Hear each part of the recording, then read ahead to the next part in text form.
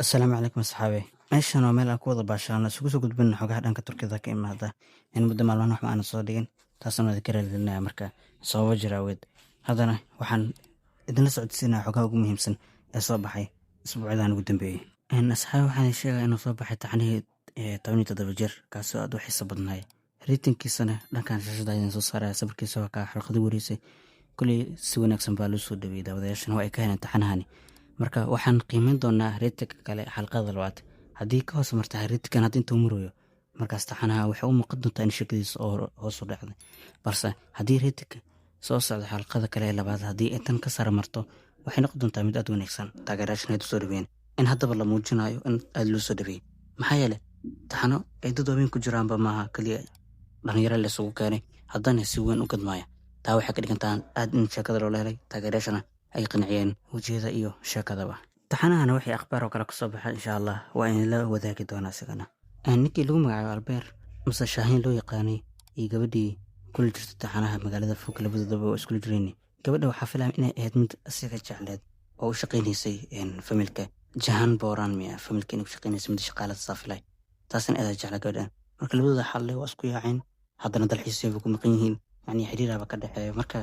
yaa taana waa maaragtay warka ugu muhiimsan oo hadda la wareejinayo maadaama marka hore jimri iyo wuxuu ahaay shukri aan isku darnay marka hadda labadan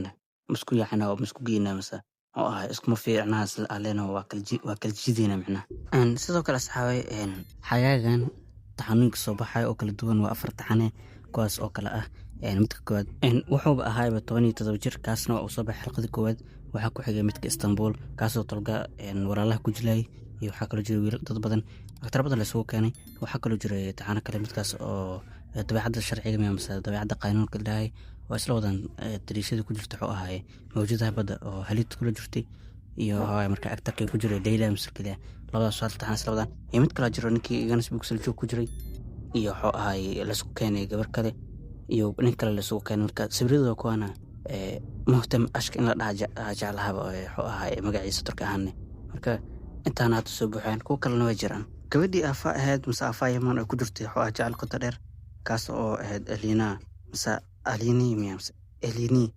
Elina soo taqaanidba waxaa ahayd taas filimka isoo wado isaga baxday maadaama waxaa la sheegay inay hesho mashruuc kale oo ka xamas badan kana qurux badan kaas marka waxaa la sheegay inay isaga baxday mashruuci kiid ani ahay ee jecel aan taabasho lahayn iyo aqaan soo ahayba oo ay soo waday wiilkii raay marka kaas iska baxday hadda kadib ayay ku kala raadsanaysaa mise ku kala sheekadiisa qanciye heshay kaasoo isaga baxday sida xanta la wareejinaya ah laakiin waxaa la hubaa in isaga baxday taxanii hore ma ay qabatiin taxana idinku hayaabe filimka filimka isaga baxday laga yaabo in hadda filimka loo sheekadiisa qurux badan ay heshay intii xeerabtaa saddexda bil fasaxa ay tahay maadaama siisoonka oo dhammaaday taxanaha jecel qota dheer inay sii wado kan kadibna siisoonto markii la joogayadan hore shaqada ka joogtaaba marka aan fiirina kuwa xagaagan soo baxay waqtiyadii soo kala baxeen maadaama midkan 17 jir oo hore u soo baxay waa ka saarayna liiska waxaan fiirinayna midkan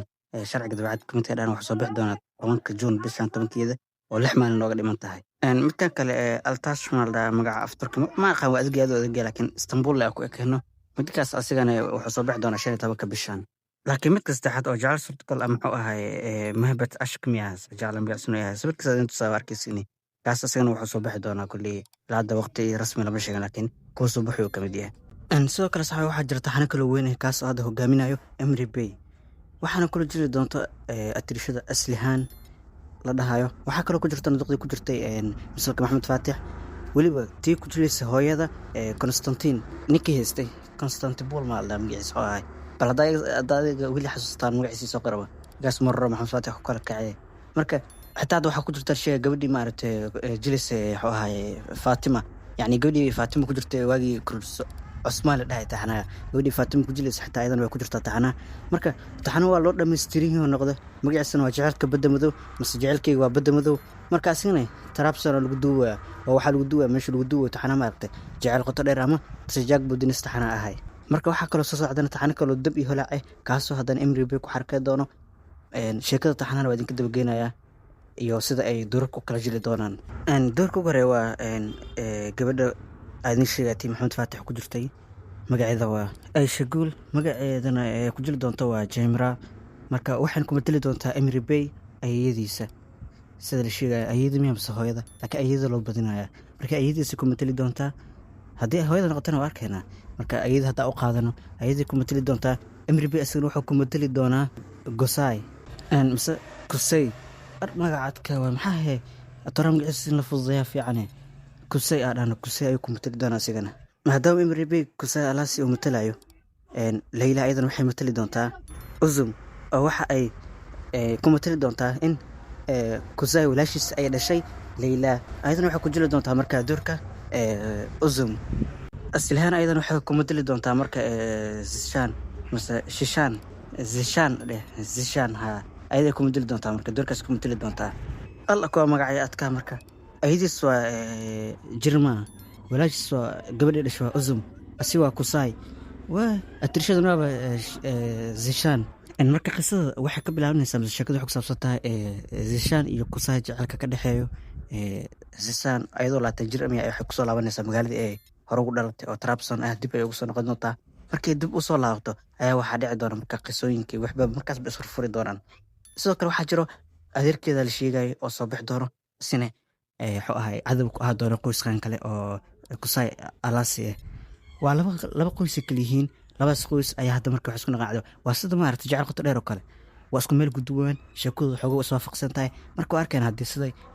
kaasoo kale noo keenan laakiin waxa iskale no tv iskale miya yaba mid lahayn maalgelinaysa marka afarada soo dabaridan tahay kulli hadana jiraayasha la xulaaya bilooyin kadib waxaa laga yaabaa intii sarkay soo saaraan maaragtay si degdeg inay ku keenaan laga yaabaa isla markaana taxanaha wuxuu diiradda saaraya xafaalta iyo cadawtinimada ka dhaxaysa labada qoys ee kala ah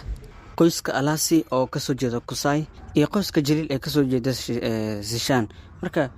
waa kaasa yana idin kaleeyin sidoo kale ardam waa midka ku soo biiray oo ku jiri doona doorka adeerka zishaan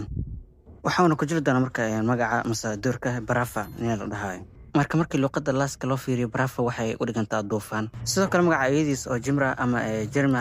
ayadana waxay ka timid sidoo kale luqadda laaska macnaheedana waa buur waxay u muuqataa marka taxanaha in lagu saleynayo luqadda laaska iyo maaragtay dhaqanka Trabzon iyo maaragtay يعني dhaqan kooda le lagu saleynayo iyo magacyadooda le la adeegsanayo oon looga soo dhaxbixin dadka turkada kale waxaan filaa inaad isweydiinayso marka luqadda laaska waa dad ku nool wuxuu ahaa badda madow kaasoo ku hadlo yani dadkaas ahaan meesha ku noolaay Trabzon gaar ahaan badda madow marka ayaga luqadda ku hadli jiray wuxuu ahaa marka taxanaana dhaqankooda le lagu saleynayo si ma aragtay aan ugu gudbin dadkana laga yaabo marka taxanaas maadaama magacyadooda le lagu soo saleynayo inay sidaas ku daawadaan taxanaana kulli qaab kaarta waa u fikirin